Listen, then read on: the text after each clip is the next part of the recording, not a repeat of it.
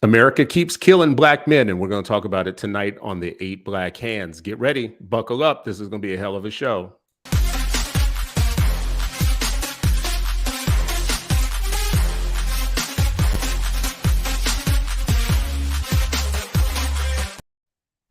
Yo, that shit. Well, welcome, friends and family. It's another episode of the Eight Black Hands. Tonight, we're supposed to be talking about standardized testing, but America can't stop killing black men. So, guess what we're going to talk about tonight? We're going to make the executive decision to switch gears a little bit as a black male, black father-driven show. I don't know that we could get by without having something to say about what is taking place in the United States of America still.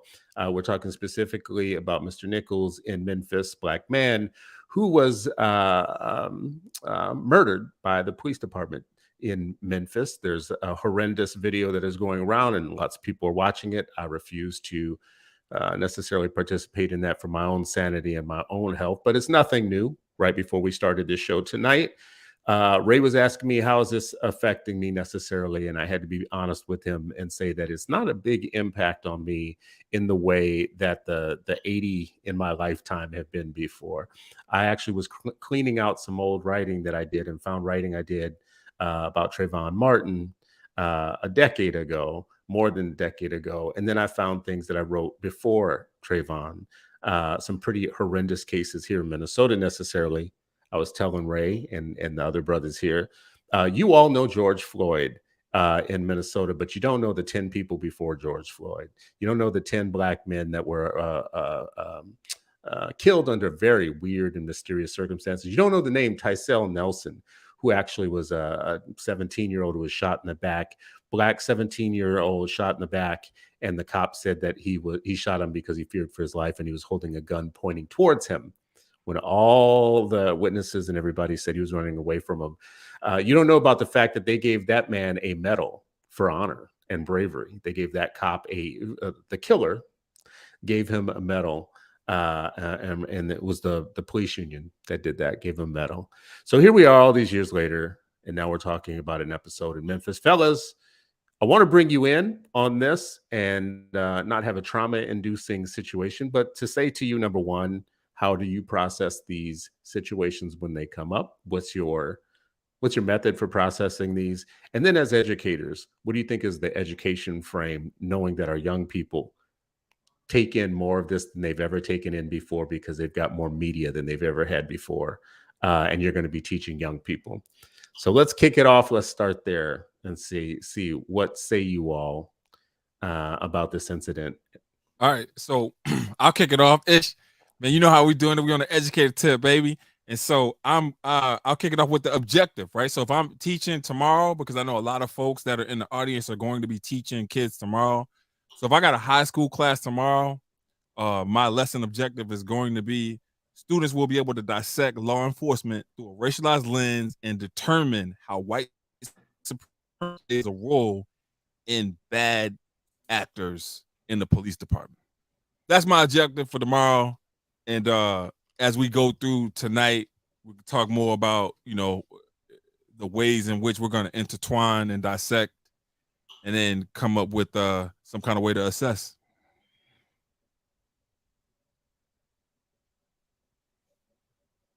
Yeah, man. I just first got to say that every time these incidents happen, it's the straw that broke the camel's back, right?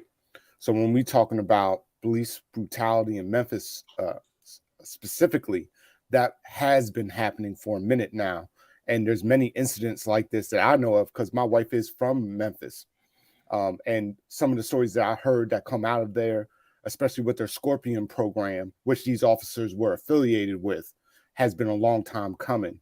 One of the brothers that she went to high school with was actually exposed the Scorpion program spying on him, even with federal officials, which you can even look at. It was a big deal in 2015. So right here, what we're seeing right now is just an extension of that. In actuality, I would even say when we even hear of these things on this national level and it becomes a big thing, there was like 4 or 5 incidents right beforehand that just caused this incident to become so egregious and so large that folks thought they can just operate whatever way they wanted to.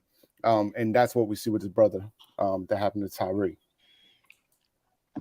Yeah, man. I mean, it's just like this ongoing rage, man. Like it's it's over and over. It's like Black Groundhog Day, with cops. You're going to see it, and these are the ones. Just imagine if you think of the number that happens, we don't even catch all of them. All On the of them we don't news. catch up, but man, You know what I mean? Like it's just the amount. And I also think about like just the continuum of police brutality when I think so. You have murder on one end, and then you got the psychological warfare on the other side, which that's a thread that goes all the way through, right? But you think about when you are, when you have a badge and you feel like, you know what, I can talk to you anyway, I can assault you, I can trump up charges, I can plant stuff on you, I can, like, there's a whole experience that we have with police, and then murder is like kind of the final piece, but there all those other things happen: torture, abuse, verbal, psychological, all of that stuff is happening, right? So it's not just like, oh, poof, someone was assaulted. It's like, this is an ongoing thing generationally. The psychological warfare from you seeing it or experiencing it, seeing it up close, seeing it on TV, experiencing it, all of that, man. And I was in Memphis, last week, and just to, talk to folks and visiting, Mama Sarah and other, community members and just hearing, just the frustration, the anger. It's an ongoing thing across this country. yeah. And as far as like if I was teaching a class, I was thinking about this last week when I was in Memphis at Shoemaker. We would have probably started off with circles and did more like listening and trying to have circles to hear what students are, how they're processing it, giving them the time and space to acknowledge that something happened, and we're not just jumping right back in like, oh, ignore all of that, we're moving forward. Like we actually would discuss it and really try to hear how are they thinking about it, how is it impacting them, how's it impacting their loved ones, and what and then from there start thinking about, okay, what is your response and reaction to this? Do you guys feel like that we get dangerously close to brutalization fatigue? But like it's kind of like over time in my lifetime, movies have had to get more violent to have the same effect, right? So you had a little catch up and a little PP shooters, in the 70s and shows, and in the 80s they had to start blowing heads off, and 90s you had natural born killers. It's just a natural progression. People get numb, they get desensitized to these things, and like I just said to you, I don't really want to watch the video of this because I don't want to like one up what Freddie Gray. How long ago was Freddie Gray? I mean, and I think you're on mute-ish. That wasn't that long ago, and that was a horrendously brutal situation. Like if anything's ever going to shock us into doing something or shock us into changing, we've had enough of the episodes. And this is why I take the angle of what do we teach our young people, because it's going to happen again, right? Sure This enough. is not new, right? So like we have to start thinking about this from a historical context, right? So like when you were on the plantation, they would put black people in charge. They would be overseers, right? And so you would have black folks that were whipping slaves worse than white people doing it, right? And so it's like when you get black folks in positions of power, instead so you have one, when you're in a position as a black person, if you're in a position of power, you have one or two things that you could do. You can look to change the system, or you can look to be a part of the system. And many folks that get into power become a part of the system, right? And so the system is a white supremacist led system. And so if you get in to become a part of the system, then you do the shit that they would do without them having to do it. So like you're out here and you're doing their work without them even having to get their hands dirty. You know what I think is so interesting about this situation? right now. Number one, we've been talking for weeks about Ron DeSantis in Florida and the legislation against teaching kids that America is a racist country and all that, right? And the laws literally in these states say that you are not supposed to teach young people that the country is inherently racist or that the systems themselves are inherently racist. Their anti-CRT laws are basically trying to get rid of a scholarship model that helps you investigate where the systems are racist and where there are discriminatory factors in them. And one thing I always hear conservatives saying, and Ray, I got to put this on you, bro, because you closer to them than I am now. You closer to the. I'm not owning them no more. You got the lease on them, brother. But they like to say, can you believe that they're teaching that one race are oppressors and another race are the oppressed, right? Hell yeah, I can believe it because I've been oppressed. One, and they're saying, they're teaching white kids that they're oppressors, they're teaching black kids that they're victims. So this young man is very, very clearly a victim, and he's not the first and he won't be the last. And you know what? You only know about him because he died. You don't know about the ones that they beat and put into the hospitals, or the ones where they break bones, or the ones where they jack them up constantly, or the 13-year-old kid that the cop picked him up because he didn't like his attitude and way he responded, picked him up off of a bus stop and threw him down the street type of thing. You don't hear about all of those, right? So our kids don't need to be told that they're a victim. They got SORs in their schools that talk to them any kind of way half the time and jam them up. They have to encounter police on the buses that they're on and in different places. So this outlawing of what we can teach our kids and tell our kids or whatnot becomes ultimately way more serious when you think about if you're trying to actually prepare your young people. But I was going somewhere with this. I have seen the most ridiculous, stupid black opinion in the last couple of days I've ever seen in my life. Don't do it. I have seen some of the dumbest Negroes. Like, first of all, let's establish a rule. Black people right now, white people, if you're white and you're watching this show, please leave for a second here. Just step out the room for a second. Just for a second. Yeah, we gotta, cone of silence, put on your muffs, and we gotta say this to black people real quick. So black people, you ain't got to say something about everything. You don't.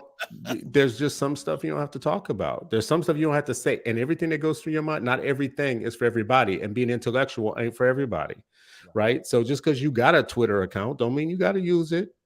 Just stay on your gossip side of the fence, and trade your stuff about World Star Hip Hop and whatnot. Leave some things alone. Listen, that's not just for the pedestrian Twitter people. That's also for the academic Twitter people as well, right? Because like you got some folks that will weigh in on anything, I'm about to say one of them that someone But let me say the two things, and then I'm just going to stop. I'm going to leave it alone. Jason Whitlock gets out there and says, what does he say? He says like some of the dumbest thing I've ever heard. So Jason Whitlock gets out there and says, and they're calling him Uncle Ruckus, that basically what you see in the behavior of these cops, these cops who are black, he says that basically what you see in them is what happens when black men turn to gangs because of single black women.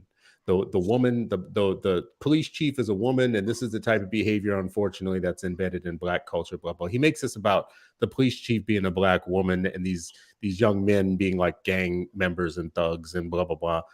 So this is not a problem with police. This is a problem with black people, black culture, and whatnot. In his mind, this is a brother. Gets on Tucker Carlson and says this. I shouldn't say this is a brother. This is an overly tan David Duke. He's in black. Right. So this is one. But here's the flip side of this dumb shit that people like to say and talk about. There's also a part of Twitter that's pulling up bell hooks and making these kind of anti-black male arguments. I disavow. You could disavow all you want, bro. It's like the dumbest. It's almost like we deserve what we're getting out of this. Which is the other strain. What was really the quote? Stupid I mean, what was the what are they saying? How are they tying us with the bell hooks?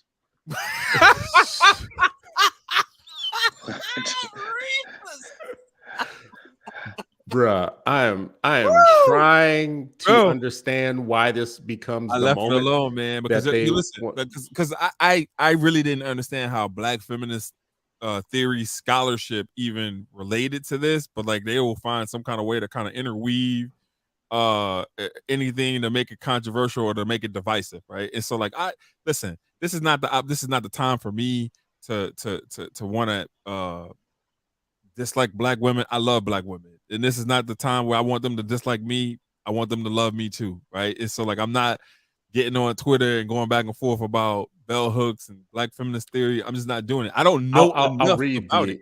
I'll read the quote, and I'm not going to name the brother, but the brother's an academic with the big following, and he chooses in the middle of all this to post, many black men with hostility towards white male power structures are often eager to gain access to that power. Their expressions of rage are less a critique of the white patriarchal social order and more a reaction to not being allowed full participation in the power game.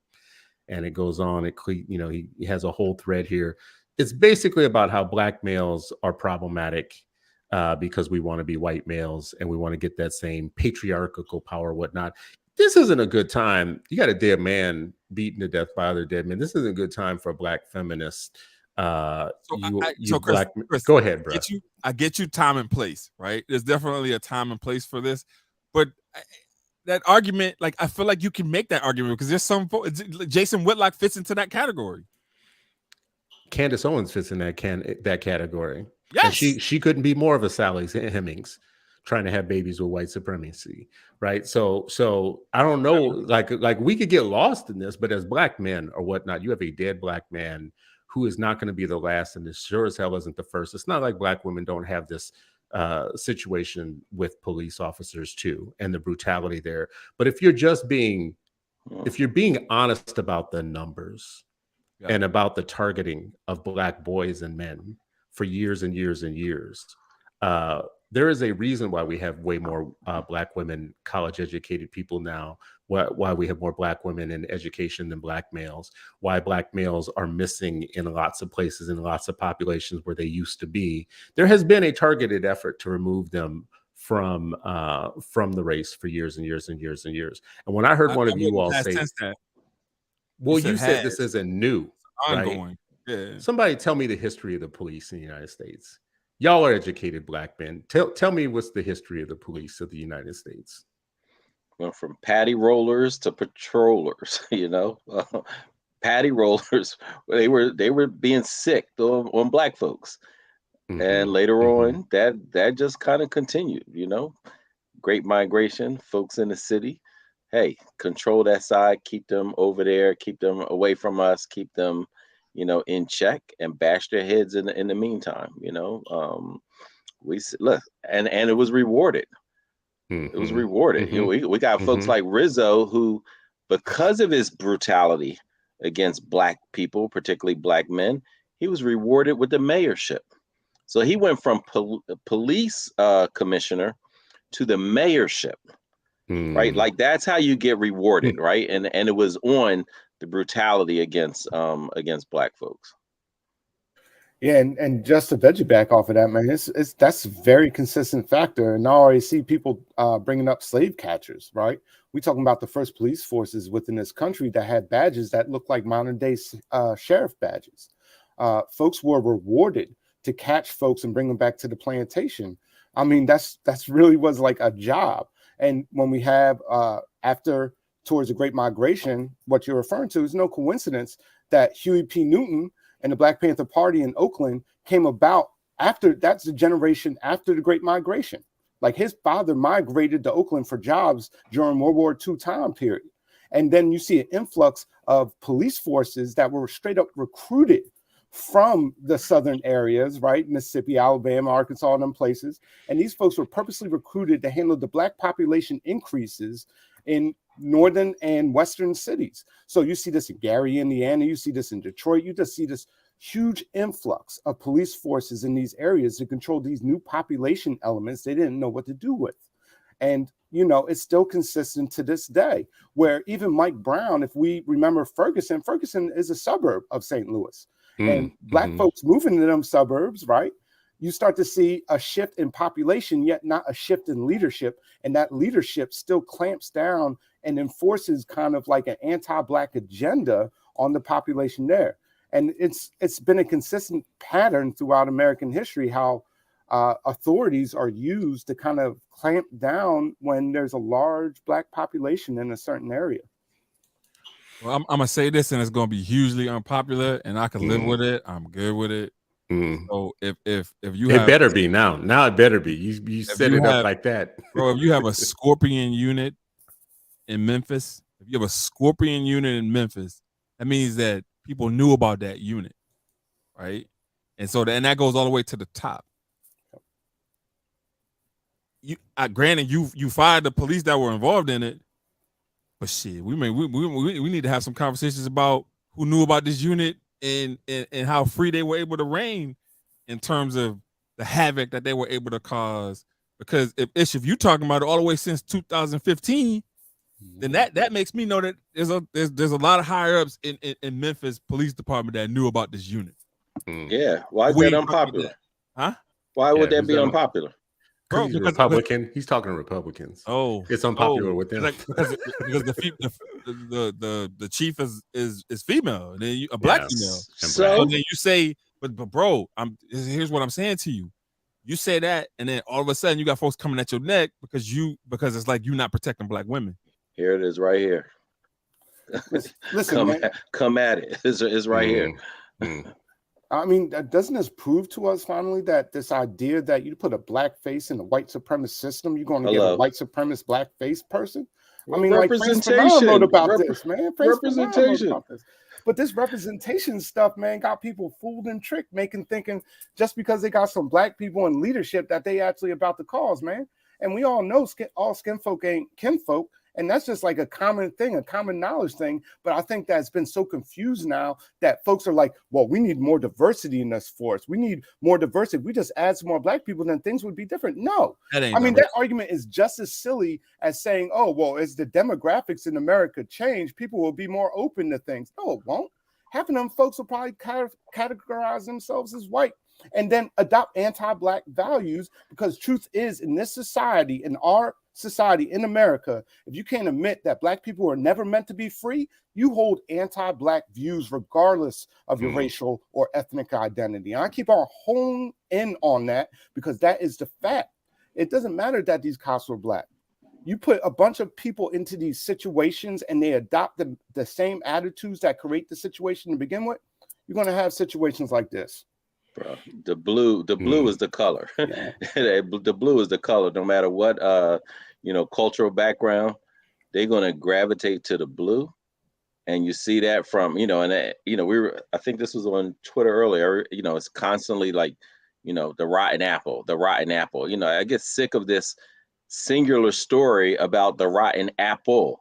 Like, you better put a bunch of S's at the end of that joint, because and also remember the rest of the phrase.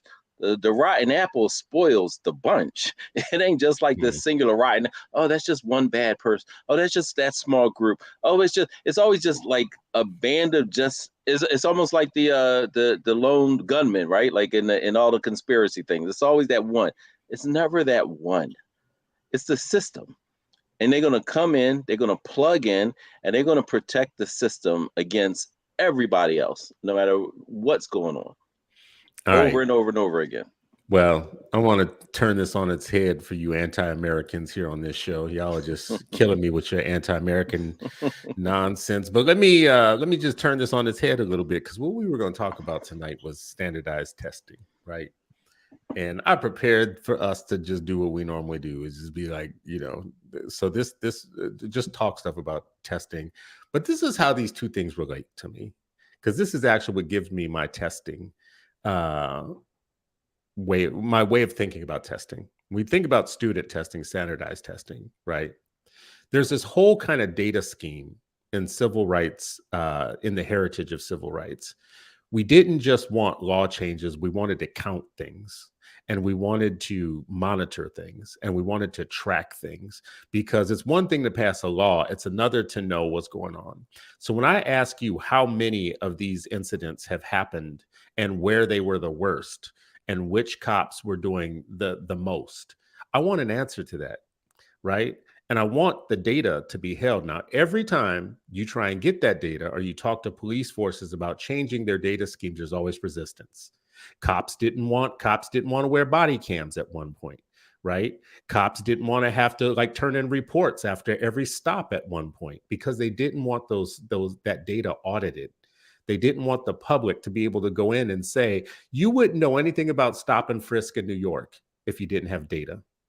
If there weren't things put in place that made cops notate certain things, the race of the person they were stopping, the reason why they were stopping them. I just saw a report that came out that showed the precursor that cops use differently for different racial populations to during stops, and the smell of weed was one of them that shows up in most of the false reports when it comes. And guess what color of person actually is the most that's used on the most, right?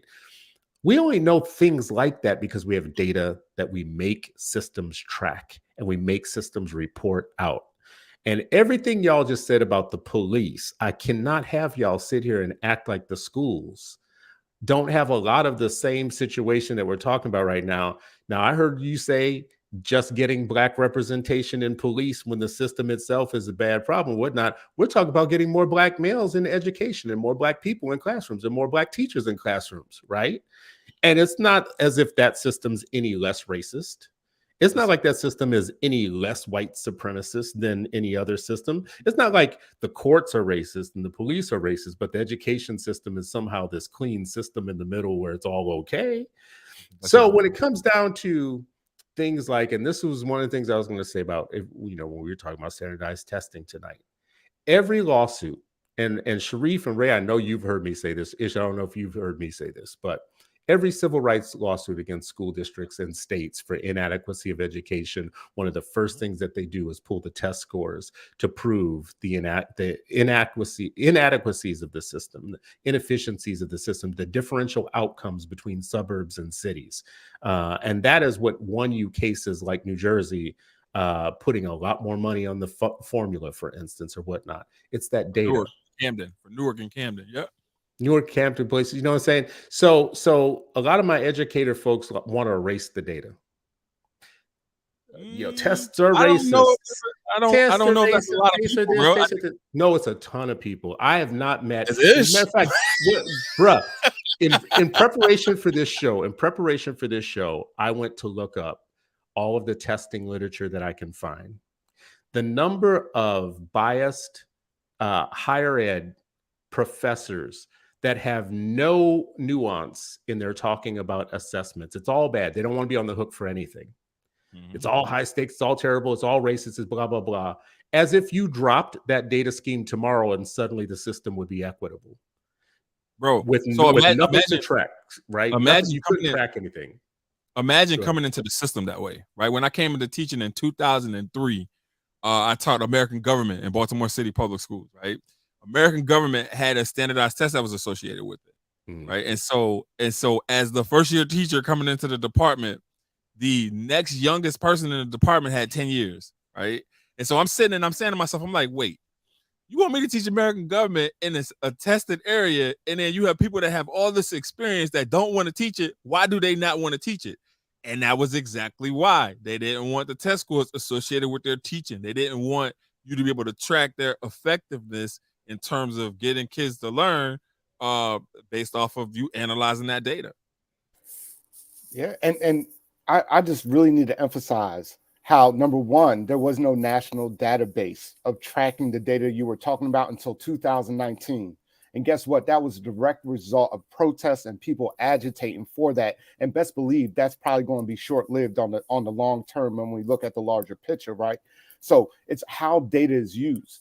Me personally, I'm not against testing, right? If you need to look and analyze and there's a standardized way of looking at it, fine. But it's the way it's used that's my problem. So in Pennsylvania, teachers' building scores and test scores within their classroom are then analyzed, and then they're granted a level of rating that goes back into the Pennsylvania state database. That database then collects it. Now, the long-term use of that, I don't know what that means, right? But I know as a teacher, if I was worth my salt, why would I stay at a school that continuously has these issues around testing? Because at the end of the day, all the research shows that testing All has the nothing to- research ish. all the research I've done, All the research I've done We're in my not life. gonna do that Can I shit. say? Not Let me tonight. finish that sentence. No, sir. All the research I've done in my life, right? That Yeah. around this, because like, don't get it twisted. Like, I got 4 boys. I got a 16-year-old to an 8-year-old. None of them ever took standardized tests for this reason, because it's used in a way to punish teachers in schools that have low socioeconomic status. It doesn't matter if you have a 1 or 2 parent household. It doesn't matter if you're black or white. When it comes to testing, the number one bottom line foundational factor is social economic status. So when you're looking at certain schools, like in Philadelphia, where we have concentrated poverty in certain places, you're going to have low standardized tests across the board. And you might move up 4 points, you'll go down 4 points, you'll go up 3 points. And we've seen that. This has been a consistent factor over the last 20 years, how these tests have been used. Now, you can say, oh, well, my child, I'm going to send them over here. And that's the whole point. It dislodges the whole system. And instead of having a real conversation about how we can actually level the playing field, which I would argue is social economic integration amongst students and families and communities going to the same school, instead of this nonsense now that folks are like, well, that's a failing school. My child's going to go to a successful school, ignoring the fact that there's a consistent pattern that failing school will never reach above 5 to 6 points above what the points were beforehand, and then is used against teachers. So if I was a good teacher, why would I go to that school? Why would I go to a school which tells me that I have to test prep every single day of students, where they have an hour and a half of English and math every single day, at the neglect of social studies, at the neglect of even like the arts and other humanities type courses? I mean, like, we're going to the situation where children are losing. I mean, real bro, but time. wait a second now. But wait a minute, second. but it's wait a minute. I would the throw a flag on that, is because I want to push back on that, because it doesn't have one. I want to push back on the idea that no schools go above 3 or 4 points. I want to say that unequivocally, as a principal of 2 turnaround schools. Let's go, Reef. 2 turnaround schools. It is very, very. I got to push back on that. Yeah, at Shaw, when I got to Shaw, it was exactly how you described. We were talking about like a middle school student, 5th through 8th grade, a little less than 1,000 kids, 900 something kids.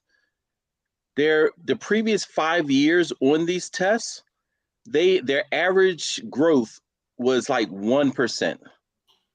That how you describe it wasn't even a 4 or 5%. It was 1% the previous 5 years before 2003. By 2008, almost half. We're not talking about 4 or 5 points. We're talking about going from 3, 4, 5% to 50% of kids being proficient and above, right? So it's not a matter of, can it be done? It can absolutely be done. Well, what I would say is this piece around teachers being punished, I want to say, that's a complex and weighty thing, and I don't. That's not the only reason why people push back on it, or good, because I had a ton of good teachers, and they were coming to Shaw, to Shoemaker, to absolutely turn it around, and we did it keeping the arts, keeping the sciences, yes, doing more reading and math because they needed it, making sure that writing was a part of the curricula, keeping all of that. Right, but not having any way to see, are we being effective in teaching besides, I'm gonna do grade, and we already know about grade inflation and what that all means. But being able to look at, is this child literate? Is this we got to have some kind of standard? If not, it's just the wild west. So if we have a standard, all right, are we meeting the standard? Right, and so is definitely. It can be done, and there are schools across the country in super high poverty communities. I was just visiting some in Memphis, and these kids are working, they're being literate, they're being taught, and it ain't just, hey, here's the measuring up book, okay, do it like this. It's like, no, here's the standard, and this kid is going to be literate, and they're going to know their math, right? And the way that everything is aligned, because that's the biggest thing around those schools when it's dysfunctional. It's not just that the teacher may not be effective or the principal may not be effective, their system is incoherent. Right, like from communication, from making announcements during the middle of instruction, talking about, can so and so come to the office? Right, like that it's 1,000 little cuts like that makes your school chaotic and undermined, and sends a message that instruction ain't our number one thing. Well, Mhm. and just to say real quick, like the average amount of years that a teacher does teach in Philadelphia right now is 3 to 5 years, right? Mhm. And then we have That's these- everywhere. That's everywhere. And then we see these spikes, right? In what you described that happened at Shaw, right? Shaw, they closed Shaw, right? When they closed had to get that in Germantown when there. I was at. Had Like- to get that in there. No, because that's the facts, man. Like But that wasn't. But wait a minute. it Come on, had you nothing can't to do just. with that. You I know. can't throw that in there because people are like, oh, well, was it because of the press? No, Why my did they bad. close- Let me And wait a minute. Listen, let's not say they didn't close Shaw. They didn't close Consolidated. Shaw. Remember, we had Shaw had. Well, what did they do, bro? They closed ish. Yeah, Like, no, kinda no, it's closed it or no. what? Mastery's in there now. Oh. So they you know what I mean? So it was like, okay, hey, can you Converted it. and remember the district. So Shaw was a middle school. And when the last superintendent was here, when I was down there, when I left, they were trying to close middle schools because everybody was like, yo, nobody wanted to teach middle schools, nobody wanted to lead middle schools. And so they were growing to K-8. K-8, So yep. naturally, if you go K-8 in the 5 buildings around me, the elementaries who used to feed in the Shaw, then it's less and less kids, except a kid who, they just moved in or they transferred from a Catholic school or blah, blah, blah. So the numbers were so low. They were like, we can't run a building Mhm. with this kind of square footage with 150 kids. You know Hold what I'm on, saying? hold on. Real quick. Let me get Ish, right? And now it's a K-12 building. I just want to ask Ish a series of questions here, right? So Ish, where did you go undergrad? Temple. You went to Temple undergrad. Yep. So I'm assuming that if you went to Temple undergrad, you had to take some kind of SAT or ACT in order to get in there. Nope. I went to community college. I graduated high school with a 1.6 GPA. And Okay. when they first introduced the PSSAs when I was in 8th grade, I bubbled in Black Power Okay. and was called into the office and said, these work against us and all this. And I was like, I don't care. I rest my case. You all right, just all right, lost. all right, You bet, just bet. lost I the love case. it. I Full love counselor. it. I love it. Hey, love that. Black Power. But we ain't done yet. Hold up. No, Ray, you lost your case, bro. No, The judge throws it out. No, sir. Let Matlock. But that's crazy. Like it was introduced you were in 8th grade. Like I'm like, dang, So, Chris, you old, man. You old. This boy was in 8th grade where when did you they do your teacher drilled education that. program? What's that? Where did you do your teacher education program? Temple. You did it at Temple, Yep. right? And so, in order, are you a certified teacher? The first standardized test I've Are ever you taken. a certified? No. seriously We're was just Praxis. answering Ray's questions right now. Yeah. Are you a certified teacher? Yes, I am a certified teacher. What is the certification test that is used in Philadelphia, in Pennsylvania? Praxis. Okay, and Praxis so you too. had to take Praxis 1, which is a series of 3 tests, correct? Yes, which the was complete reading, trash. The math and Yes. right. Which anybody who can breathe can pass it, right? No. No. No. We actually have a What? problem. Right. We have So a wait, problem with are you that. kidding me? Praxis one. I feel like if you can breathe, you can pass it. Now, Mm-mm, okay, that's not so true. The data says opposite of that. I was but about go to ahead. say the fail. I'm a The fail rate is statistical high. anomaly, then, sir. Anyways, so Ish. So what are you certified in? What areas are you certified in? Social Judge, studies. you're not going to Social ask him where he's going with his line of questioning. You're not going to. Yeah. I kind of know where he's going. I'm just Where setting you him going up. with this? So wait, so that's 4 different. That's 2 tests right there, Two correct? tests. Yeah. That's 2 tests. Yeah. 2 tests that have set you up for the rest of your life. That I Correct. didn't study for, that Yeah. I really didn't pay any attention to until the time I was like, oh, I got to take this test. What's the standardized test? Like, I never took one before. But it set you up Like, for the rest of your seriously. I think you're undermining the argument a little bit, Ray. Huh? You're undermining the argument a little bit, especially with the praxis where there's no correlation between that and effectiveness of teaching. I'm like, I don't know if you want to go that down. If we can pull you to the bench and have a little sidebar conversation by the bench, we can help you with your strategy. I'm going to add a couple of things here. Just let me add a couple. I would need this help from you, sir. I just want to add a couple of things here, just real quick. So It's all low, though. So I've heard that maybe, for instance, like with praxis, it's not directly related to how a teacher performs necessarily, right? I have an argument against that. It's just a layperson's argument, which is there is nothing correlated good with not being able to pass that test. So it could be totally unrelated to doing things well in life. You would want people that can pass things, period. Even if it's completely unrelated. As a matter of fact, I know a gang of teachers that actually had no problem with that test, right? who went through alternative means of being educated to become teachers. And in our state, we were saying that they shouldn't be able to teach because they didn't go through the whole other stuff that everybody else went through to become a teacher or whatnot. And we're like, but those other people coming out of that other thing you're calling the College of Education keep failing this damn test. And these folks have a 100% pass rate. They're walking right to the straight of the line, front of the line. Now, I don't think that's related to how well they're going to do as teachers necessarily, but I am saying if you've got one population that's not having any problem with it at all, like just even like if you knew how to play chess and you didn't know how to play chess, I would think there's nothing wrong with knowing how to play chess. As a matter of fact, people who play chess are very intelligent. It's a good marker of things. It doesn't have to be related to teaching. Now, I know this is a off the wall argument. I'm just saying, why fight? Why fight to have people that are failing a thing or failing a test, even if it's not directly related? There is a level of intelligence to just being able to do hard things. Like when people take the LSAT, that's full of crazy ass puzzles that I think are only for crazy people. When I looked at them myself, I was like, that is for crazy people.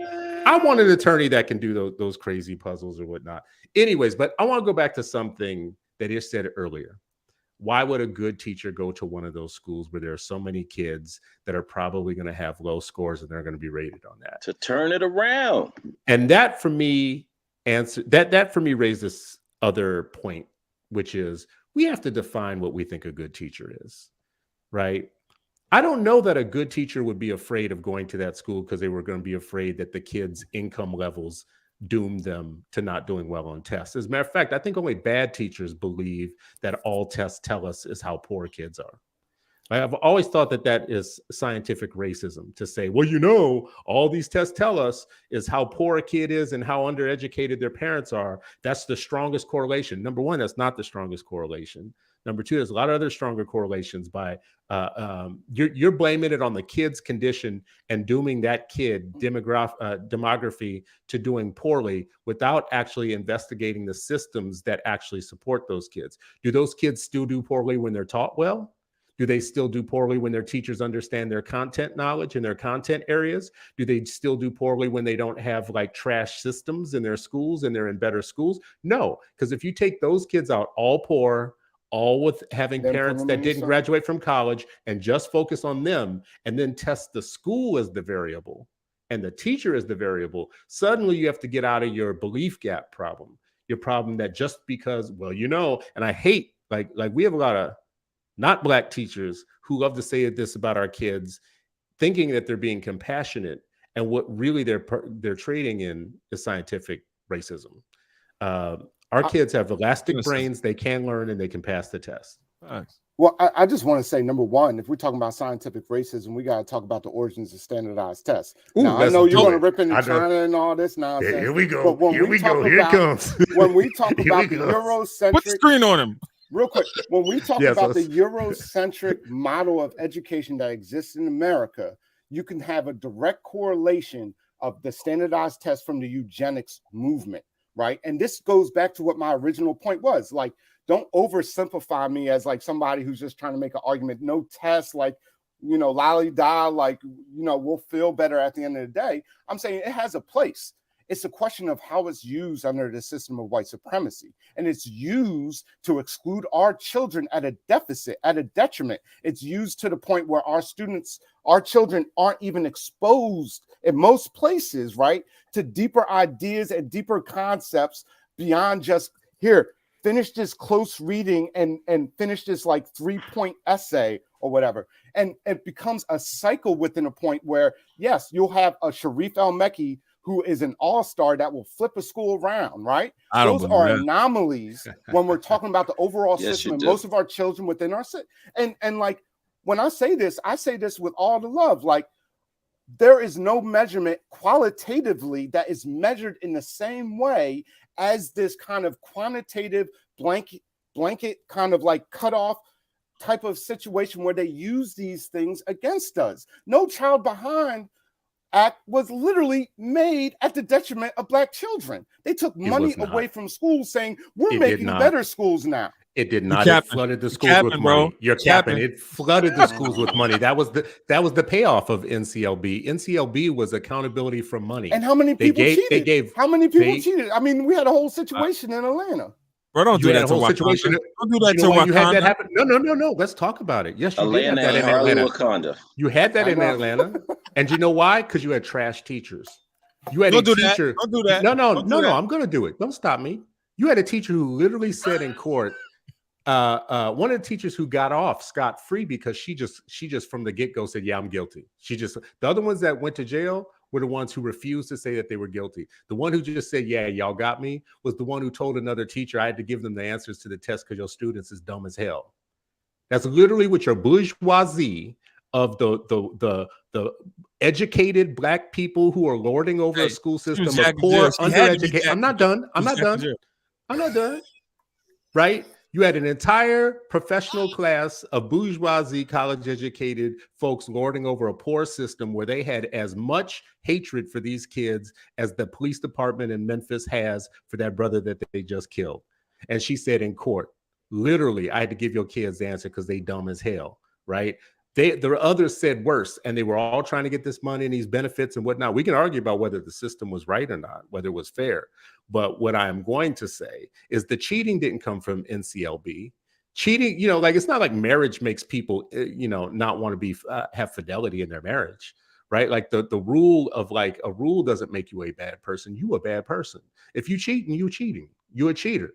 But what NCLB did do was make states disaggregate the data because they had been coupling black and brown students in with the white students and saying we're doing fine without breaking out the data. And that's what NCLB did, was it put a lot of states on the hook for saying you've been lying for years. You have been lying to these people for years. Here, we can show you the numbers now that we couldn't show you before because you weren't disaggregating them. And oh, by the way, you were gaming the system. Every time those kids wouldn't be proficient, you were lowering the proficiency bar. You had no standards. You were giving them subpar teachers, right? Yeah. This is all the stuff that we don't talk about when we talk about testing, is this poor kids do poorly on tests because they're poor, or because they have bad communities or all that stuff. Listen, this is my only answer to that. When you take everybody else out the data set, not all poor kids are doing poorly. Nope. Not all of them are in trash classrooms. Not all of them are doing bad. So to say that poor kids fail because they're poor, blah, blah, blah, without talking about the other variables, take all the other kids out the data set. Just look at poor kids, poor black kids in the United States, and then start asking questions. Where are they doing the best? Where are they doing the worst? What are the conditions of the ones that are actually succeeding? They're not all failing. Listen, a lot of them actually are passing these tests. Chris, this is where I use Success Academy as a case in point. Whenever I'm making my standardized testing argument, I always use Success Academy, and here's why. They have 98% free and reduced lunch. So those kids in New York City are the poorest of the poor in some of those. Say it. And yet, when they are tested in New York State exams, they score between 90 and 100% proficient in terms of their proficiency levels in New York State. Whereas you can go to the suburbs, like suburbs on Long Island. You can go to Scarsdale, which is one of the richest places in New York, right? Where per pupil is probably around between $25,000 and $28,000 per pupil in some of these places. And yet, those kids are not performing as well as the poor kids at Success Academy. And so there's something to say about what they're doing at Success Academy. And even though it's a charter school and folks are anti-charter, this and that or whatever, something is happening in there. Now Chris, I want to hear Ish. Now I want Ish to come back on this because I'm writing what he's gonna say in my head, so I want to hear it, bro. What do you? So I've said this a lot of times. I get in trouble for this all the time. If Success Academy educates 20,000 students, so the average district size is only 3,000 in the United States, which makes Success Academy the most successful of color school district in the United States. So if you want to look at where kids are poor and of color and doing well, that's a 20,000 school district. There's no person's school district. There's nothing like it anywhere else. But I get in trouble every time I bring this up. So Ish, what say you about that? There are these poor kids that are doing very well. Well, yeah, no, listen, when I say that statistic, I'm talking about averaged across the board. Like, yes, anomalies exist, right? I would love to look It's at the model. predictable. And, Yeah. I mean, but I would love to look at that model. There are people like the Black Teacher Collaborative that are literally looking at what is working in Black schools across the country. Like, I'm all about that life. But at the same time, if you tell me that they're doing good because their test scores, I, by default, roll my eyes. Because at the end of the day, what about the social emotional intelligence? What about kind of the college success rate once they leave? Because I know in Philadelphia, our test scores are trash, right? For real. But when students leave and like Black students actually leave and then attend college, they have the higher success rate to graduate college than any other group in Philadelphia. So I don't understand about your position though, Ish. What I don't understand about this is you see I'm calling cap again. That don't sound right, Ish. You gotta send that to me, Ish. I literally read it like. I mean, I'm glad to hear it just because a few years when they looked at that longitudinal study. Yeah, the turnaround, John. 87% of Black boys had no college, beyond that, and then the ones who did. Most of the 13% were, like technical, they got something post high school, but, the ones who are actually doing well and graduating college. I mean, yes, number, because Philly's so big, numbers wise, but like, as far as like the percentage, it's, and this was a little dated. I haven't seen the updated one. That's why I would love, I'm hopeful like that would be fantastic. I want to see it, but I still want you to do well on your math and reading and science tests. Oh, yes, of course. But I mean, the bottom line, because I agree with you. Like, listen, this is where you and I are going to agree. Social and emotional learning. Everybody should be paying attention to what we do to support kids in schools, to be able to help them with their self-regulation, their boundaries, their ability to process and cope, and hopefully not have to cope too much, as a matter of fact, right? Like we don't want to teach kids to cope and all that stuff. But I'm saying it's super important. And so are all these other, I think, trades and sports and all these other things are important. I don't know what they have to do, though, with the idea that I still want the kids just to do well on these 2-3 tests that we give them, not to the exclusion of anything else, not to say that you don't have to do anything else you don't have to do anywhere else. But I do think it's a problem if the majority of your kids aren't passing those tests. I mean, I think that's a problem. My thing is if it's another way to ensure that folks are literate, and that there is equity, like that there is not this, this constant, understanding and prediction. Like you should not be able to predict how someone's going to do in school based off of their socioeconomic status, their demographics, but you can, right? Like you can. And that's because of a whole lot of factors. And one of the biggest factors is they got ABT. They ain't been taught. And as long as we have that as part of the paradigm, and nobody wants to be accountable, professors are teaching courses that are not preparing folks to teach, and they say, "Don't hold me accountable." Then teachers come and they're in front of kids. They might have 100 kids per person. You're in high school, you got about 100 kids per year. You teach for 10 years, that's 1,000 students. For an educator to say like, you know what, they're poor, so I'm not really like, to me that is devastating. That is absolutely devastating. And so for me, if there's a way, and again, I think we can improve tests. I think we can continue to find and 100% about all the other things that y'all brought up that needs to be a part of if it's a good school experience and advancing children, advancing communities, advancing society, 100% all those other things. But when you peel it back, Maya Angelou said, like, illiteracy should be focused on this. Ending illiteracy should have the same energy that was had to end enslavement. And then without measuring it in some kind of way, I don't see how you do it. Listen, man, like I don't know. Maybe I'm not as optimistic about how this system works than y'all are, right? We ain't optimistic. We some of the most pessimistic. Our whole thing is about we want to fight. You know what I'm saying? That's the thing that's so surprising to me, man. Because like at the end of the day, like this will never be towards our benefit. Arguing on their terms will always be at the detriment of our children. With our own terms, but I'm still, literacy is still our term. Black literacy on our term. Ain't no listen, and this is what I'm gonna say. At Nathal Musasa, the best school in ever, we tested. Yeah. When I was in Iran, we tested. Matter of fact, we had a national test. A national test. Everybody across the country, so they know where's the things going well, where are they not. And I can tell you, pound for pound, Iran, because of how they approach math and science, per capita, most doctors, most engineers, most scientists from that little country of 65 million people. What? And they tested, right? Like, so it's like, you know, Sharif, and that point right there on Iran to me is so important because it just exposes one of the things that's the biggest myth in these conversations we have with these Afrocentric kind of like conversations that we're having, which is testing isn't a white thing. No, not at all. To completely align it and make it like it's like white people invented testing for the purposes of white supremacy and it's just white supremacy, blah, blah.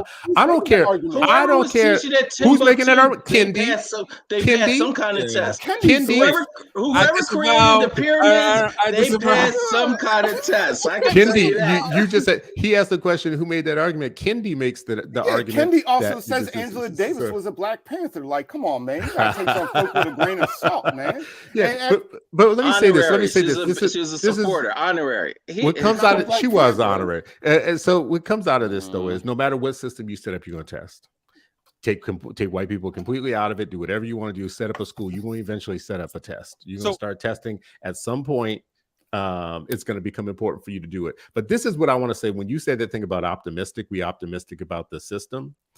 And I see in the comments, there's people like the teachers get, crapped on and the teachers only, this and that, and like the teachers are innocent. I'm not optimistic about the teaching force. So when I hear teachers talk about they don't like tests, of course they don't. They don't like them the same way that police officers don't like body cams. And the black ones don't like it just like the white ones don't like it, which is why you have black and white and green and brown teachers marching together, arm in arm, saying, give us more money and no accountability. We don't want any tests. We don't want any numbers. We don't want to be rated on anything. We don't want to be evaluated. We don't want anybody coming in our classrooms. We're the experts, even though nobody can read in our classrooms. These kids are just poor. That's why they can't read. It's not because of us. It's nothing that we're doing. It's not that we're like that we shouldn't have been teachers in the first damn place. So when I hear all this teacher sympathy, all this sympathy for the police officers of classrooms, which is what teachers actually are. If we want to get really roguish about it, I disavow. I know y'all gonna disavow. I'm gonna know y'all gonna disavow, but you don't want to go. It's because you don't want to go all the way, which is you can't call one system white supremacist system and another one not, just because you want to have sympathy for the people that are in it. I would have pushed back because this ties back to something earlier that I wouldn't have pushed back on. This idea of yes, we want to recruit more black teachers, but the way we're recruiting folks, we're saying from the beginning, the same way that Chris Emdin talks about, when you're becoming an educator, you're making a daily choice. Do I do damage to the children or the system? That's how we're recruiting folks. That's how we're developing folks. Like we're very clear.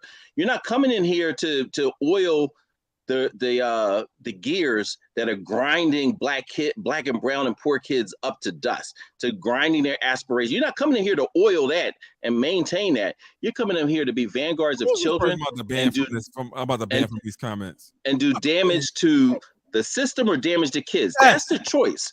As we're bringing in educators, as we're recruiting, that's the banner that's being planted. It ain't just, hey, come on. Do you have the right mindset? Do you have the right skill level? And do you have the will to do what's necessary to make sure that we're protecting and educating black children, making sure they're safe culturally, intellectually, emotionally, spiritually, and academically? Are we doing that? That's the group that we're going for. Now, when police are recruited with that representation, we need more black teachers. They're not being recruited to, hey, come in and do damage to the system. You will never hear anybody recruiting police to say that. Never. Well, no, but you will. That ain't what they do. They do community policing. That's not. I was about to say they do recruit. That's damaging the system. They do recruit black police. They got police with the idea that they're going to improve the system. No, they man, some of them will end up. What happens to them if they even mention something? It's not even close to the. All right. I don't say it's not close. I don't want to get lost in this point, but I will say this much: the same thing that you just said is being pitched to black educators coming in is being pitched with diversity recruitment efforts of cops and diversity recruitment efforts in a lot of other places. It's not unique. to the. It's not, bro. I'm just telling you very clearly. Listen, I've after been the around George Floyd folks. thing. After George Floyd thing, they did every kind of diversity kind of recruitment. Diversity. Thing, That's different though. They were not in Ferguson I'm not saying. finishing. I'm not finishing. They are saying to come in and transform the system. They tried to pass a whole defund the police, change the police department a thing in Minneapolis. They tried like a whole. Did they? And what is the police's what is the thing? They wanted to replace it. They wanted to replace it with the community affairs. Yeah, and y'all were doing something very. That ain't what most of the place around the country. Y'all were doing something very unique and really talking about. I don't know where. So it is unique now. that they stole it from. So unique that they stole it from like 5 other progressive cities that are trying to do that. But that's not the national conversation about police recruitment, though, Chris. That was in Minneapolis, very specifically. It's not the national discussion about recruiting people into teaching either. It's like it's a whole bunch of other stuff. I agree with you. That's what I'm saying. I'm like, it's not like it's so far, but you hear more. Damn order. There is order. What are you talking about? There's no order. It's chaotic. Just because you didn't get a chance to say in this last minute doesn't mean it's not order. It's probably more order because of that. 10 minutes. I will say this much, and I'll pass it to y'all. Someone in the comments said that they had their kids opt out of the test. I was a big anti-opt-out person for years, fought the white folks that were trying to run an opt-out thing. I can just say for my own, like everybody's got their own experiences in life, right? Everybody's got their own things. If it wasn't for testing, I know that in my own family situation, there would have been things that would have not got caught, and we would have lost some time, and it would have been detrimental at different points within the educational process. So I guess people just have different relationships with the schools. I don't trust the teachers to not let your child fail for a full year and not tell you and only realize it at the end of the year that that's what happened. I don't trust that you can just put your kids in school and not have any third-party objective data or information about where they are to have some sort of level setting bar from year to year to year to year to year. So I'm not opting anybody out in my household of anything that gives me data that I need. I'm not opting out of doctor's appointments. I'm not opting out of well care visits. I'm not opting out of like reading tests. I'm not opting out of math tests, none of that, because I don't trust, it's not just the system. I don't trust the classroom teachers either. So all this teacher sympathy and all this, they're being rated harshly and all that type of stuff, miss me with it, because I didn't watch them actually not pay attention to a child losing ground all year long. And then when brought up on it and that child had a 504, then go, oh, I kind of thought there was something going on, but I didn't come back and follow up on it. You didn't do what? You didn't. And how did we catch this? We caught this because of testing, right? Like, I'm not trustful at all as a parent that I can live without third-party data about what's going on. Trust and verify. See, the third-party data for the 50th time, I think I said right here that I'm not against testing, right? But the way it's used by the system is biased and not for our children's interest. All right, it's real quick. Tell us how to use it. Tell us how to use the data. You mean, how do we create our own data points about the values in which we want to see our students actually live into? Do that. So let's be solution oriented. Like, tell us how if you had your way in terms of how teachers could effectively use data in marginalized communities, what would it be and how would they use it? Go ahead. I would move towards a portfolio model of student work, which has certain markers of indication of what skills we want to actually see in our students. I would also take away kind of the boxed way disciplines are actually handled. So like students are like reading things that have nothing to do with anything, that don't connect to larger ideas. I would make sure that those boxes were broken and that content and disciplines were kind of melded together in a way which many other countries actually engage in, like Iran, right? When we're talking about even like Finland and all these other places, and give teachers, right? Because I was a teacher for 12 years, man. Being a teacher is hard work, man. And what you're describing right now of not trusting teachers, I think that's a larger existential issue when it comes to folks not being able to teach our children. But like, that is also tied to what we started this whole conversation with, right? You're talking about good cop or bad cop when they work with injustice in the backdrop. You're talking about good teacher, bad teacher when they work with the whole same system in the backdrop, right? So like I know as a teacher, I was a rebel within it. I straight up told my students, I am not going to reinforce structures of oppression within this classroom. And they looked at me like I was a nut until they understood what I was talking about. You understand? No test. So like, I don't like my children are opted out. And right now we are fighting the fact that my 8th grade son can't go to high school to certain place, not even be considered, even though he's a certified peer mediator. He is a junior black belt. I know they kind of make that up. But like he has proven track record of a child that is socially, emotionally aware, that can do the work. And because his parents have decided not to have him do a standardized test, he's straight up just ineligible for any type of school within the school district that would quite frankly challenge him. And it's a shame that we can't send him to his neighborhood high school, but that's a reflection of creating a system like this, right? And I'm sorry, me and my wife are just dedicated to not co-sign, to not be complicit or complacent as this stuff goes down.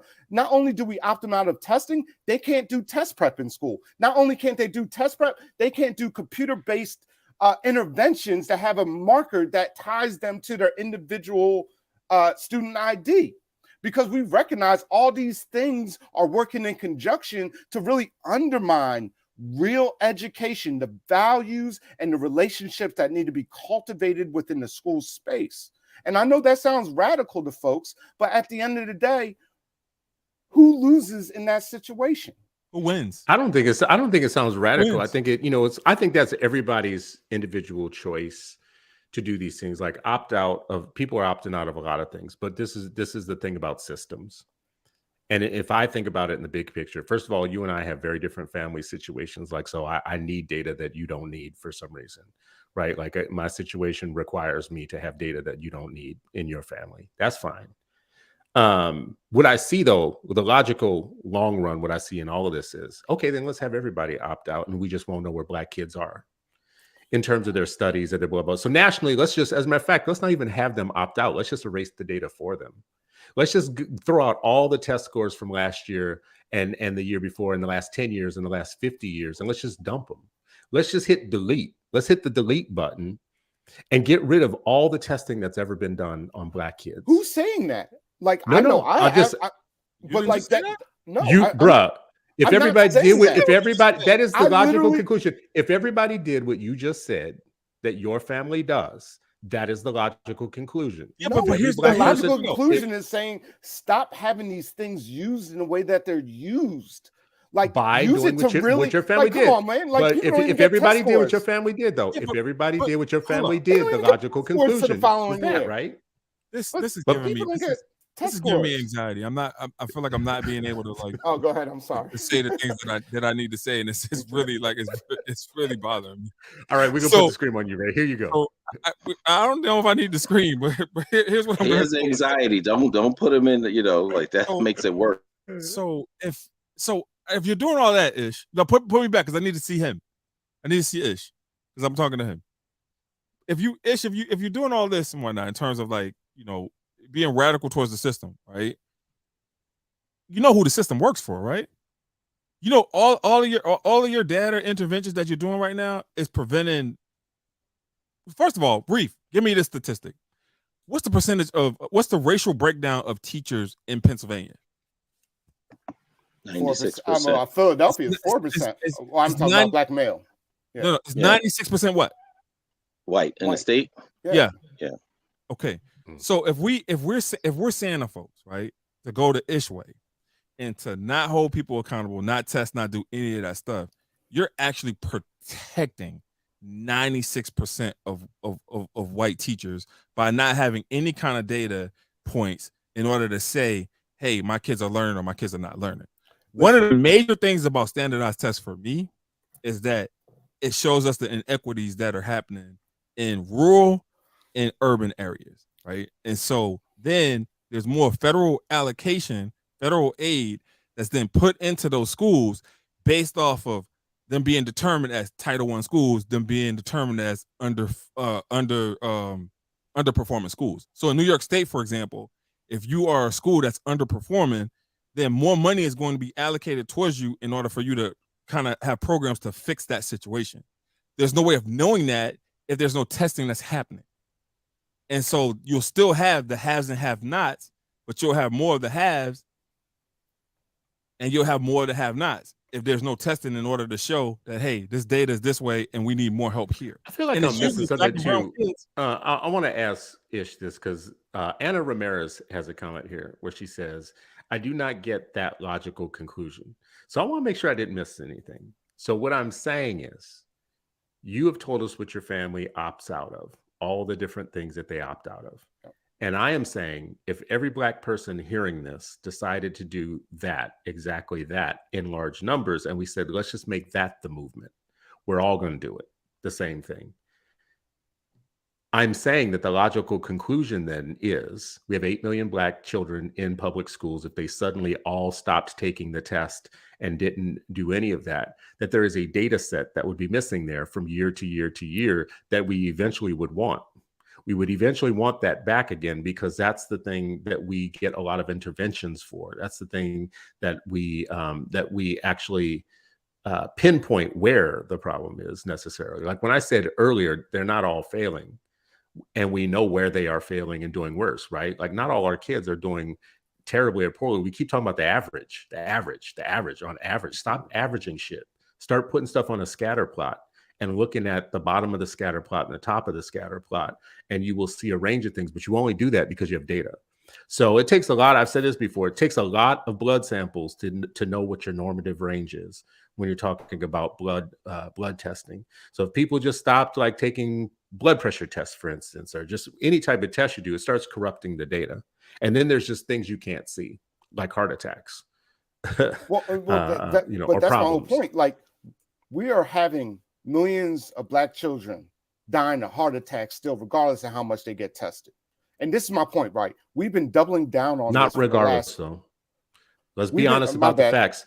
They've been doing better since NCLB than they were doing, and they had more rapid growth. So you're telling me Black people as a whole have been doing better since No Black Child children Left have been Behind, doing financially, economically, wealth-wise? I'm not saying, but that's not what those tests test. They don't test. I know, but this is the they whole don't test flat feet, for instance. Like, no, maybe they don't test everything. They test academics, and academically, when we started disaggregating the data, schools and districts actually had to start being more accountable for making sure that Black children were progressing like white children. So you're telling me yes, 90% of Black children start passing these tests, that they wouldn't change this test?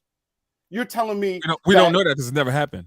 This is my point, though. Things How can like you make this, that point if it's never happened? No, but the thing that does happen is that the rules get changed once Black folks start gaming the game.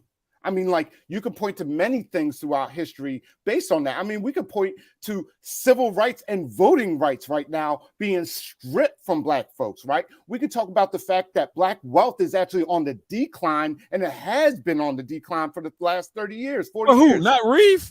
But like the point I'm trying to say, not Reef.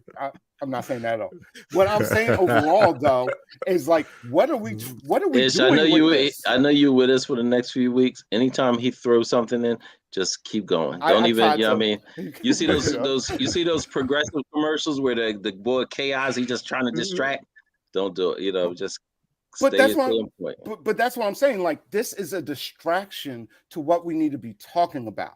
And how it's used is a distraction. Like, I don't want to be used in that way. I think what Ish is saying is, here's what I'm hearing from Ish is he's not against testing. He does have problems with how it's being used, right? And I do agree that people should have, I don't think that individuals opting out or individual families opt out means that, then we throw out the entire system. I have no problem with individuals, people opting out of whatever. And my biggest problem is when teachers are encouraging busy families who are doing all kinds of things and they just say, opt out, don't take this. The grade I assign is really how your child is doing. That's my problem, because that's what I was seeing in the opt out. I think I told you all this a while ago. My now high schooler, when she was in elementary school, Her teacher pulled her to the side. It was a white teacher, pulled her to the side and said, "Aren't y'all Muslim?" And Sakina says, "Yeah." And she says, "That means y'all don't believe in tests, right?" One, don't know shit about Islam, but telling her her religion means that she should opt out. And she was saying, like, you should talk to your mother. She was using this child's religion and trying to use that to game and say, like, yeah, that means y'all shouldn't take this test. They just know, like, we're rebels, and so we just want to, like, rebel against all American value systems. They're just like, hey, you Muslim, you don't like this and that, you don't do all of that, so you must not want to take this PSSA. I was like, yo, tell her that I definitely, if I was, and I was never, if I was, tell her I definitely want to see the score now, because I trust you even less than I did before. And I didn't trust you enough to throw, far enough to throw you. But like, that's my thing, is like, for them to, tell parents, opt out, sending them all these messages. And then if a parent does say, like, how do I know my kid is literate? Oh, just look at the grade that I give you. Right. Like, to me, that is like what undermines, because at the end of the day, I'm like, all right, throw all the tests out. How will I know my child is literate? How will I know that they're numerate? That's and nobody's able to answer that for me, because even to figure that out, they gotta take a test. Reef, hold up. And to add to your point, right? And I'll finish with this. In Pennsylvania, if there's 96% of teachers that identify as racialized white in Pennsylvania, and we say, you know what, we're throwing out all these standardized tests, we're only going to do formative assessments. So you still got 96% of people that are white that are giving formative assessments to black kids. How is that not white supremacy? But that's my point. This whole John is white supremacy, right? And but somebody in the comments was just like, why don't we just do formative assessments? Oh, I understand the idea as an educator, like good formative assessment. With an educator that I trust. With an educator that I trust, cool. I will allow you to formatively assess my child. But in a system, because here it is. If we're talking about individual educators, then it's based off of rapport, it's based off of your trust that you have for that person. And so now I can ask you questions about how my child is doing without you getting offended, without you feeling like I'm coming for your neck, without you feeling any of those things. And you give me the data that I feel as if I deserve, right? And then that will allow me to then trust you as an educator, right? Let me just ask you a basic question. Why are black kids failing these tests? Why do they fail these tests? Because they're not being prepared. I would say that why aren't they being prepared? Why aren't they being prepared? Because they don't have teachers that some teachers don't even have the ability to prepare them. And plus, bro, if we're being honest here, put the screen on me. Time me to get loose. All right, ladies and gentlemen, Chocolate Mountain, here you go. These people don't give a shit about black students. And here's why. You can find some classrooms where they're teaching grade levels below where these kids are. So you could go into a third grade class, which was where they initially start testing in third grade. And then you'll have lessons that are being taught to black kids that are on first grade reading level, first grade math level. And so then when you get to take that third grade test at the end of the third grade, how the hell are these kids supposed to perform on that test? How are they supposed to pass it? If you have people in there that don't love black kids and they're not teaching them to the levels in which they can go, they're not pushing them to the levels in which we know that they can go. You talked earlier about brain elasticity, right? If they're not doing that, if they don't love these kids, then of course they're going to fail these tests. I mean, I co-sign that 150,000 %. And that's what I'm saying with this existential issue that we're talking about. And I think someone posted in John about Coretta Scott King talking about the black teacher. They didn't have much, but the teaching was there and was real. Right, and Sharif talks about his own experience. Was that your wife that posted? That was my wife that posted. Don't do that, man. Don't do that. Yeah, Ash, drop it in there, Ash. But need some facts up in this joint. Yeah. But this the whole thing we're talking about, though. No, I know. But like this, the whole thing we're talking about, right? Like there is a place to push back against the overemphasis on testing. So much so that children that go to the schools that need the most support are the ones being pigeonholed into kind of a test prep model, which undercuts other things. Like we could Why talk. did they put them in test prep? It undercuts the testing. It actually undercuts what they claim they want to be about. Like, but why are they doing that? Why are they doing it though? Like, because they want to game the system. Like, and because they can't teach. Because they can't teach. Wait a minute. That's why. But that's all a part of it. But then again, who's responsible for that, Chris? It's not just, you don't just become a better teacher out of osmosis. So you're saying this teacher's not going to get any coaching. All they're going to do is being told you have to raise the score. No coaching, no coherence in the system, no alignment between standard and what's being taught. None of that. And then it's just like, oh yeah, teachers are already coming out of educator prep program saying, I'm not prepared to teach. Period. Anybody. That's right. And then you add race, class, power, privilege, and then it's like, oh, I'm definitely not ready to. I can't teach my own kids who look like me, and we share cultural background. And now I'm talking about your kid. No, I'm not ready to teach, right? And so, but when you talk about like what's the problem? Why Black kids can't pass? It's multiple. Like it's a simple question.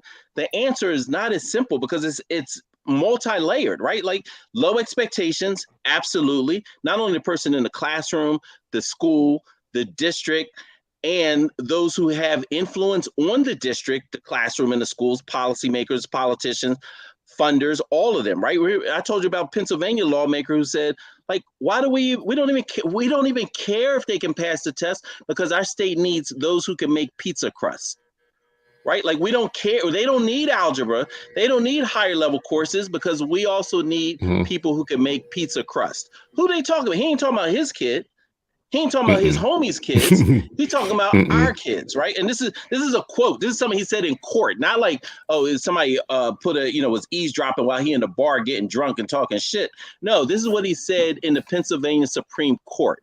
So if he's none of this, listen to Stone. None of this sounds let me finish. None of this is a problem with the test. Low expectations, incoherent systems, poor training, lack of resources, all of that ties into why this, Raheem can't pass the test, why he's not more literate, why he's not able to reach his full potential. Because that's the end of the day, that's what it is, his full potential.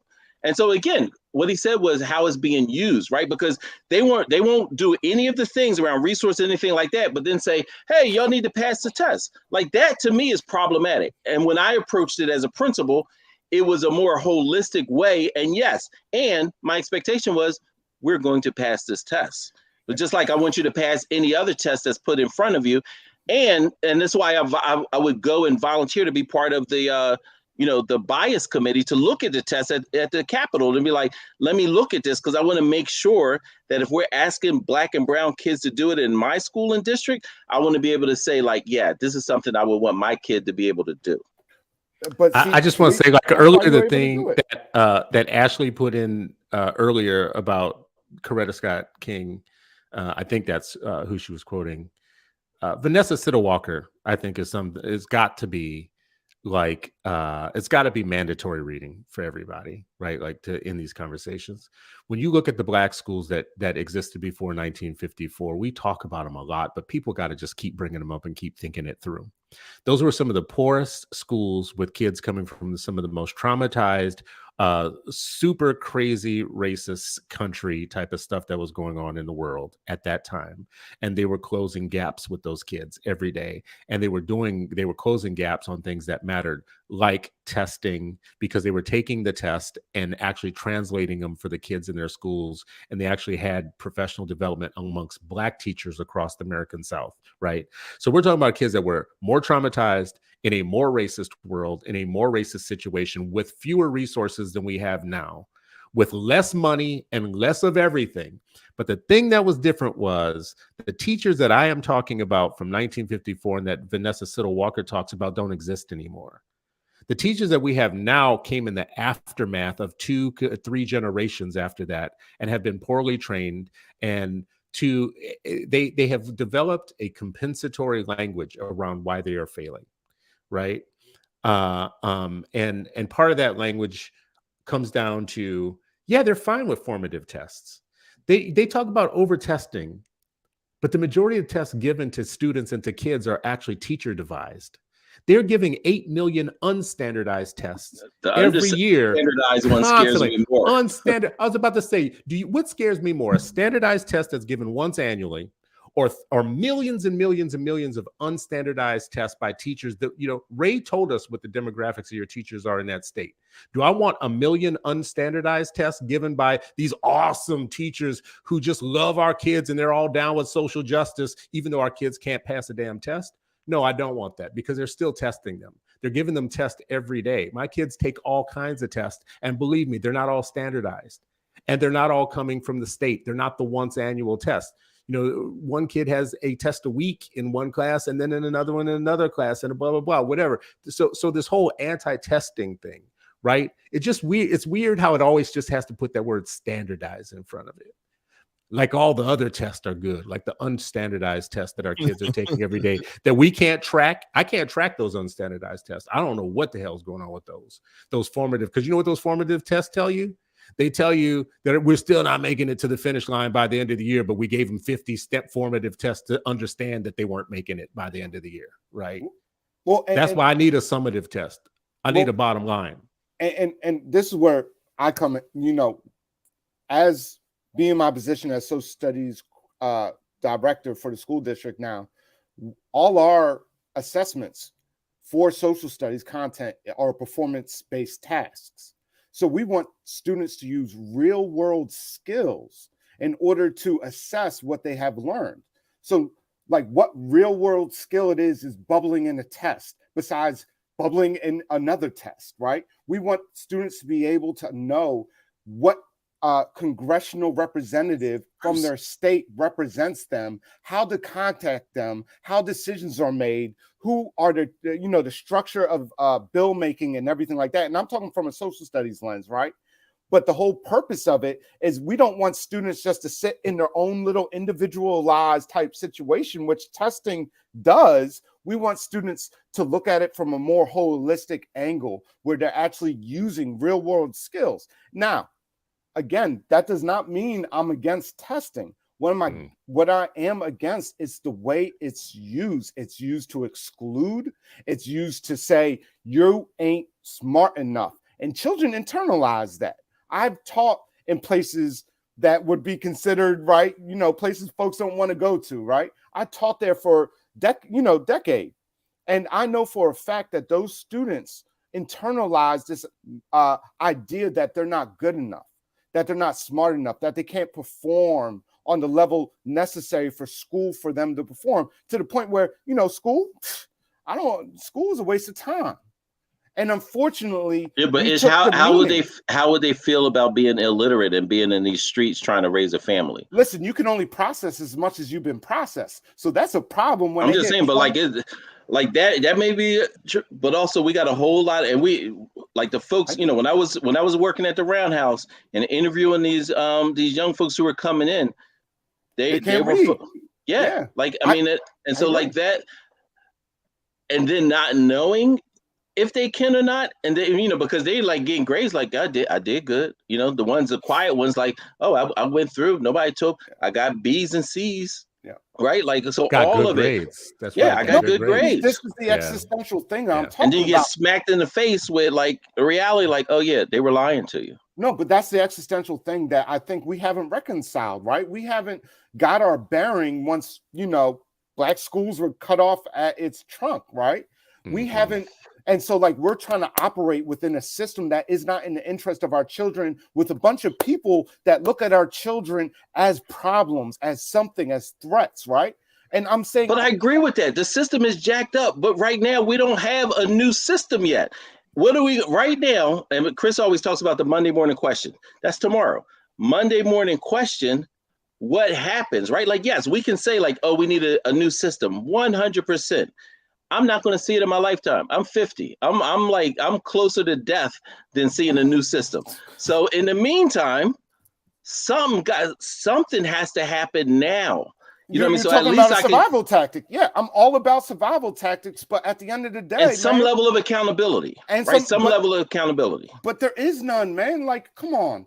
It's been 2 decades Because that they've people are been, pushing back against it. and they will continue because we have reached that point where we're at an existential meaninglessness crisis in our schools, right? Where children, and Chris shared this article, right? Where 85% Hey, yo, it's of parents, it's 10:32. I Oh. just like y'all tripping.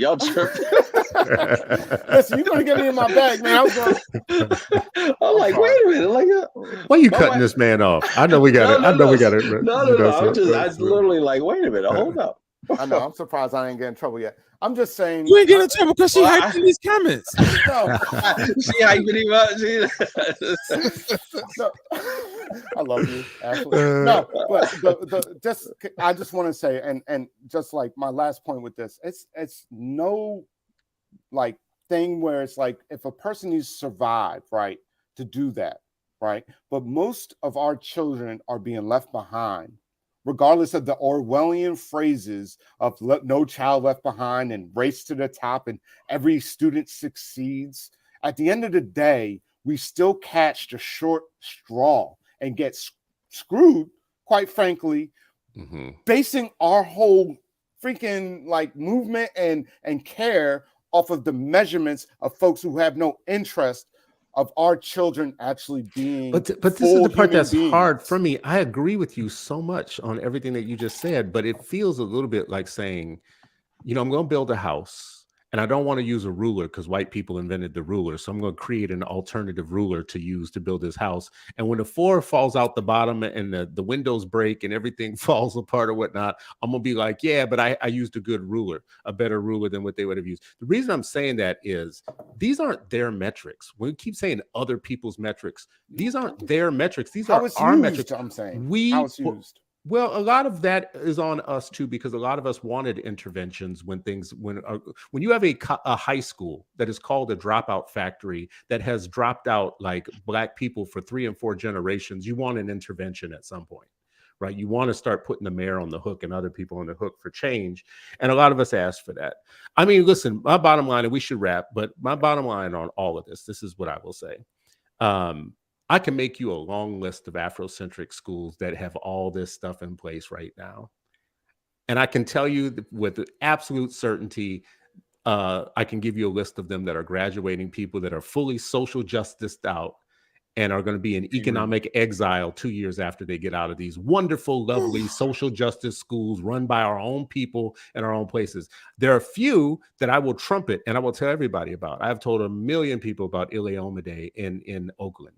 And that's because if you go there, you understand that they have intergenerational learning taking place. They don't have hard like grade levels or whatnot. And these kids are teaching each other advanced math from an Egyptian point of view or whatnot. So there are ones where I will point to where they take the learning seriously. But my only point is I can also point you to a large number of schools in this country where they're getting all the social justice stuff right. They got all the Afrocentric flags that they're flying and they're doing all that stuff that they're supposed to be doing. And they are still graduating people that are going to be in economic exile a couple of years out. Now, when I was working in the welfare system, which is another racist system, another system that's designed to put families under the curve, I always thought it was really weird that I was helping people fill out applications who would always list the high school that they graduated from and can tell me how much they loved it and how much they love school and all that. And I was helping them fill out an application to Subway or to Arby's or to some place like that. And I was tripping because I was like, well, wait a second though. How are we going to put that you graduated from high school and all that? And no one's ever putting together what and what. The welfare system is filling up with people that actually are proud of the school that they went to and the teachers that they had and whatnot. And I'm helping you fill out an application to Arby's couple years out afterwards. And I'm helping you do it because you can't do it error-free. As a matter of fact, you can't do it without misspellings and whatnot. That to me, there's a problem with that. Somebody should have caught some things ahead of time, long before that. And they all had a good experience in a lot of cases. They have a teacher that they loved. Oh, the teacher was wonderful. I didn't learn anything. I came out the other end not being able to fill out an application, but cool.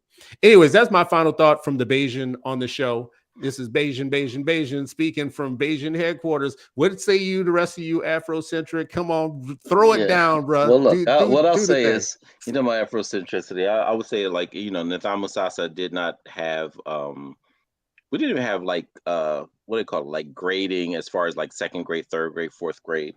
There were a lot of mixed classrooms based off of, it was like more of a competency model, mixed classrooms, all of that. And so we had a very different experience. And at the end of the year, we would still take these tests and kill them. Just about everybody who left there would end up, because it was only K to 6, unfortunately, pre-K to 6th grade. So from there, people were going to regular schools. Just about everybody that I know that did that ended up being skipped multiple grades. My mom wouldn't let me skip 2 grades. She's like, you ain't gonna be in there with them 18-year-old girls. You know what I mean? So she let me skip 1 grade. Mm-hmm. I had some classmates who, when they took that placement test to go to whatever school, they were skipped multiple grades. We were all graduating at 15 and 16 years old, and our whole system was different. We weren't teaching to the test. We were doing our own thing, and there wasn't a damn test they could put in front of us that we weren't going to knock it out the park. And that's my thing. I don't care how people, whatever you got to do to do it, however you want to create the system, do it. And that child should still be able to show that they are not only like Dr. Alfred Tatum. I don't care about kids being proficient.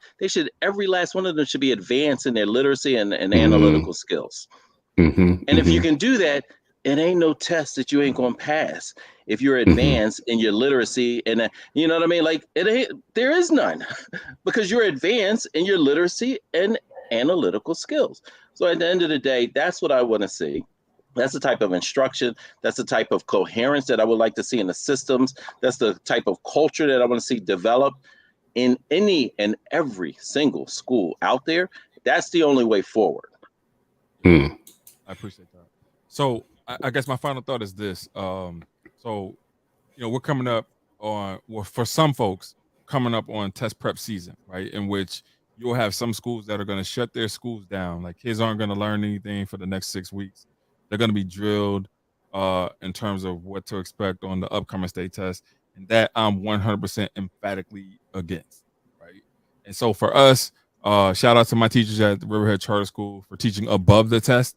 And so we don't have to go back and do all the things that other folks have to do because we teach above it. And so when you're teaching above the test, you don't have to worry about what's going to happen on the test because you've already taught the right way.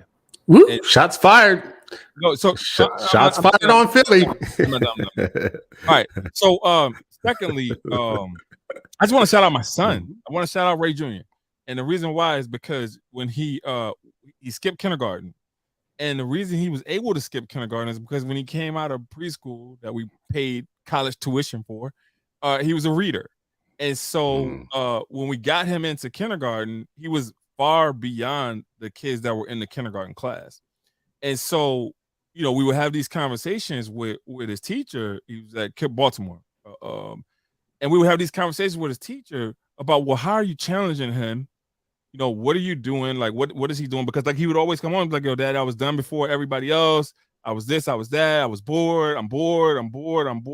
And then you have these kids that are consistently bored. And so if you're bored, then of course I'm going to want you to be challenged. The teacher didn't have the wherewithal to be able to scaffold to the point to where she was teaching to her highest. And so she couldn't challenge him the way that he needed to be challenged. And so he ended up skipping a grade, then eventually skipping another grade. So he skipped twice as well. But the reason why he was able to do that is because we were able to use the data to show that he would be successful in these other grades. If we didn't have that data, then we wouldn't have been able to make that argument. And so that is my argument for standardized tests. Ish, I appreciate you, bro. I love your passion, and I hear the majority of the things that you're talking about, and I agree with none of them. It's all good, brother. You still got time to learn. That's like the whitest thing I ever heard. I love your passion. I love your passion. I just love your passion. That's what white people say to you. Go on, Ish. Yeah, I mean, that's why I said you still got time to learn. That's something I learned to say to white people when they say things like that to me. But even just that, even deeper, man, we are not headed in the right direction if that's the only measurement of education that we have for our children, and that we do a disservice to a lot of working families who are struggling out there, right? Because folks are struggling more than usual right now when their child is being told that they're not proficient enough, therefore you have to go to this school that has this inexperienced teacher, right? This cycle continues, and instead of pushing back, we have our smartest and brightest doubling down on it. And I just want to make the case that there is a role for us to really have this nuanced conversation, yet at the same time recognize that the system will use these things against us ultimately at the end of the day. So yeah, you might beat them at their own game for a little bit, but at the end of the day, the majority of us will lose, and we find ourselves asked out saying, well, look at our test scores, while the majority of us don't even have wealth to account for in this society. So I would even just double down, even go harder, that Sharif, what he experienced, that needs to happen in more places. I work for a school system that serves about 135,000 children, right, in 218 schools. And these, a majority of folks are not getting the experiences that they actually need to actually transverse within this society, honestly.